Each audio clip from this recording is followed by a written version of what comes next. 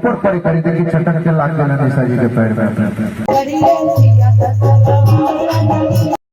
जी हाँ दोस्तों, वीडियो को पूरा देखिएगा। उससे पहले आप सभी को बता दूं कि निशा उपाध्याय का भाई कल रात भाई छपरा में स्टेज शो था भाई। उसी दौरान निशा उपाध्याय के साथ भाई कुछ गलत हो गया और वो वीडियो बहुत तेजी से वायरल हो रहा है भाई। और फिलहाल निशा उपाध्याय मैक्सो हॉस्पिटल में भाई एडमिट है और फिलहाल भाई सब ठीक है, कोई दिक्कत वाली बात नहीं है।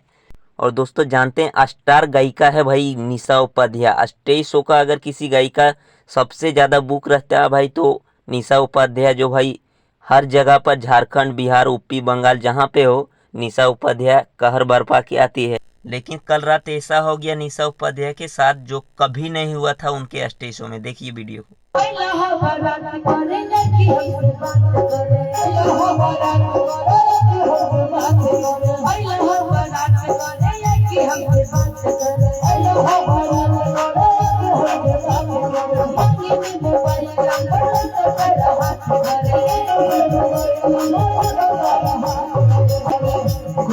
फूला